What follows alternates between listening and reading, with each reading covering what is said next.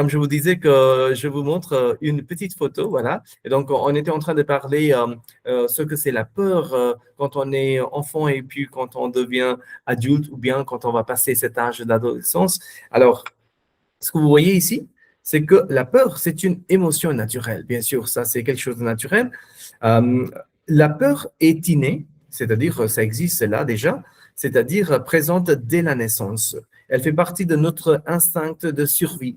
On a dit que pour survivre dans ce monde et de se protéger des dangers, c'est important de trouver des stratégies et ça commence de la peur.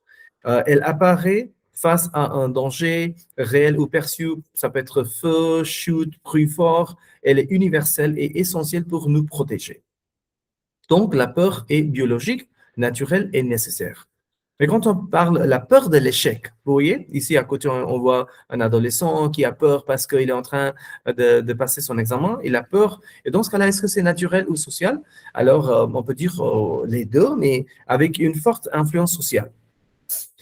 Une base naturelle, bien sûr, parce que l'être humain a naturellement peur de l'échec, le rejet, la perte de statut, mais cela vient de notre besoin fondamental de sécurité, d'appartenance à un groupe. Et nous sommes programmés pour vouloir être acceptés et valorisés. Et pendant notre enfance, le rôle de l'enfance, l'éducation joue un rôle clé, importance des notes et de la performance, comparaison avec les autres, peur de décevoir les parents ou les enseignants. Enfant commence à associer réussite égale valorisation, échec égale déception. La peur de l'échec commence souvent ici à cet âge-là.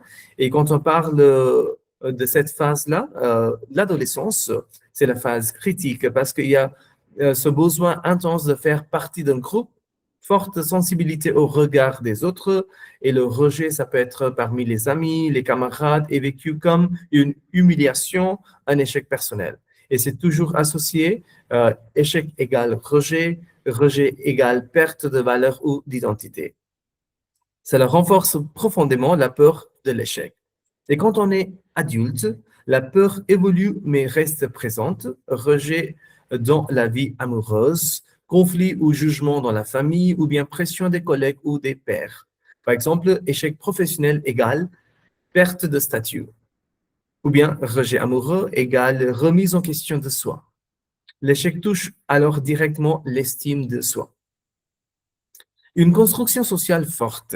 La société amplifie énormément cette peur. Elle impose des standards de réussite, argent, carrière, image. Elle valorise la performance et stigmatise l'échec. Dès l'enfance, notes, classement, compétition, elle associe souvent réussite égale, on a dit valeur personnelle, échec égale incapacité. Résultat, l'échec devient honteux et évité. Et pourquoi dit-on que la société crée cette peur?